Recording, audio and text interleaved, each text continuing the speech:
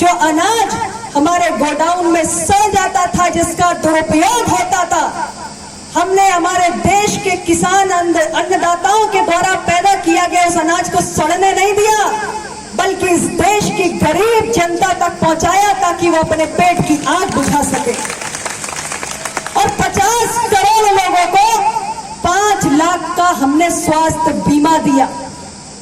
इतने पर ही नहीं रुके, हमारी सरकार ने आगे की भी 100 दिन की योजना तैयार कर ली है। हम इतना एडवांस प्लानिंग बना के काम करते हैं क्योंकि हमें काम करने की आदत है, हम देश के लिए कुछ करना चाहते हैं।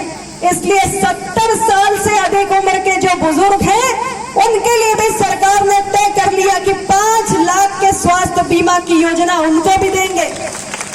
बुजुर्गियत में अक्सर ऐसा होता है कि बुढ़ापा आते ही तमाम बीमारियां घेर लेती हैं और हमारे जो गरीब लोग होते हैं उनके पास इलाज के लिए पैसे नहीं होते हैं।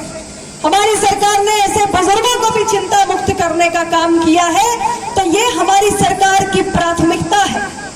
आज देश की अर्थव्यवस्था जो 2014 के पहले दुनिया की 5 सबसे कमजोर अर्थव्यवस्थाओं में गिनी जाती थी, फ्रेजाइल 5 में गिनती होती थी, तो आज केवल 10 सालों में हमने उस लड़खड़ाती चरमराती अर्थव्यवस्था को दुनिया की टॉप 5 अर्थव्यवस्थाओं में लाके खड़ा कर दिया है।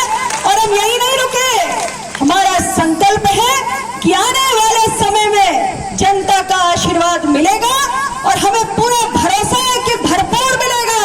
और तीसरी बार प्रधानमंत्री नरेंद्र मोदी जी के नेतृत्व में एनडीए की सरकार की हैट्रिक भी लगेगी और तीसरे कार्यकाल में हम 5वें नंबर से उठा के देश की अर्थव्यवस्था को तीसरे नंबर की अर्थव्यवस्था बनाएंगे।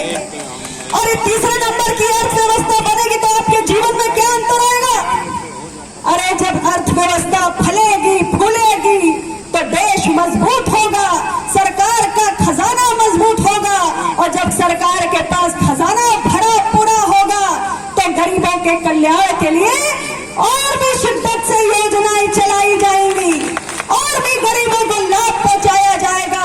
और बढ़ती हुई अर्थव्यवस्था के साथ हमारे देश के जो तमाम नौजवान हैं, जिनके हाथों में हुनर है, जिनके पास शिक्षा है, जिनके पास कौशल है, उनके भविष्य को सजाने और संवारने के लिए ये बढ़ती हुई अर्थव्यवस्था में युवाओं के पास अपनी रोजी रोटी कमाने के और एक खुशहाल जीवन बनाने के एक नहीं अनेक मौके होंगे।